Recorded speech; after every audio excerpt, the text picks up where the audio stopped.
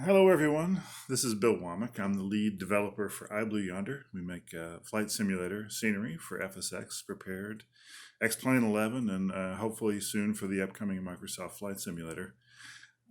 What you're about to see here are a set of training videos that we originally designed for our Scenery Apprentice program. We opened up a program a couple years ago now for people who were interested in learning in depth the ins and outs of flight sim scenery development. Were willing to work with us, go through their full training program, and then as sort of as payment, if you will, for all that training, contribute to commercial projects till they got to the point where they felt like they were sort of full stack capable commercial flight sim scenery developers. The idea was kind of born of my frustration with finding good contract help. The people I was able to find online either were great 3D modelers but weren't familiar with flight sims, or knew all about flight sims and 3D modeling but used a whole different tool set, had a different workflow, just things that were incompatible with our work style.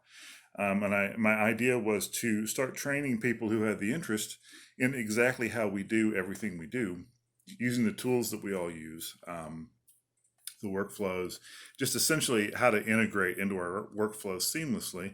And along the way, they would learn how to be sort of high-end flight sim scenery developers. It's been successful. We've had quite a few people go through the program now, and several of those have actually gone on to contribute to some of our commercial projects in the last year. And I feel really good about it. I think it's a good plan and it's a really good program.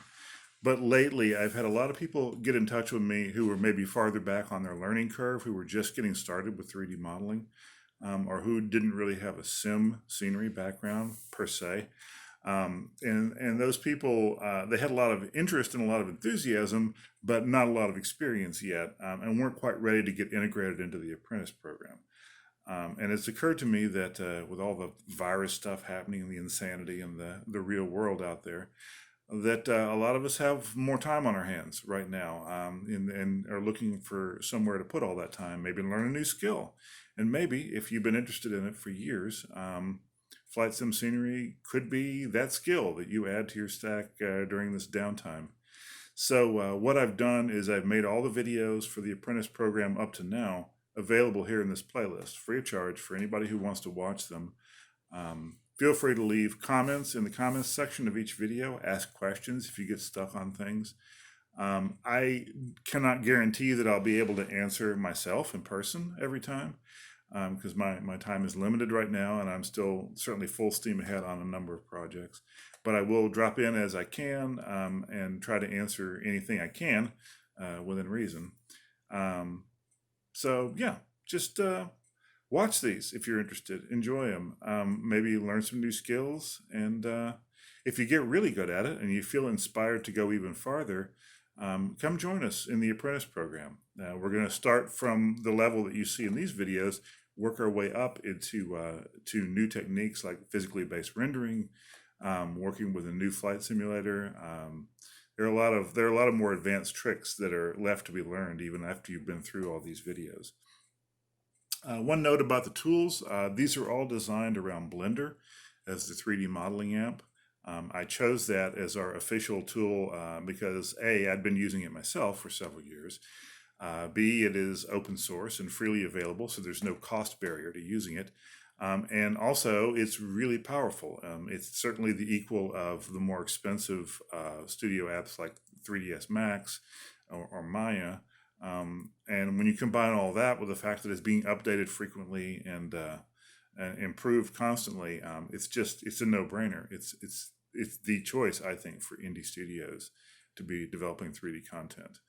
One difference you might notice, if you go to blender.org today and you download the latest version, it is going to look different than the version you see in these videos. That's because when we first started the program, even then 2.80 Blender was in development and looked promising, there were no exporter tools available, no plugins that could take the work that you do in Blender and output it in a format that would work in the flight sims, which is the MDL or the BGL format. So we stuck with 2.79 even well after 2.80 was released, mainly because it allowed us to keep doing the exporting. And there's a video in here you'll see about how to get your Blender set up with the exporting tools. Now, pretty soon there's going to be a new version of the exporter that does work in 2.8x. And that's going to be fantastic. It's going to mean that I have to go back and redo a lot of these videos, but it's going to be available, and it'll be a big help because all in all, 2.8x is definitely a much improved version of Blender in terms of interface and functionality. But in the meantime, these videos will show you how to get started in 2.79, which you can still download from blender.org if you want. Or you can use 2.80 and watch the techniques in these videos and sort of transcribe and apply what you've learned to the new interface. And just know that you won't be able to go straight from, say, 2.82 to Flight Sim just yet until we get this new exporter working. But it's coming soon. And in the meantime, these will give you lots of things to learn, lots of new territory to explore. So enjoy.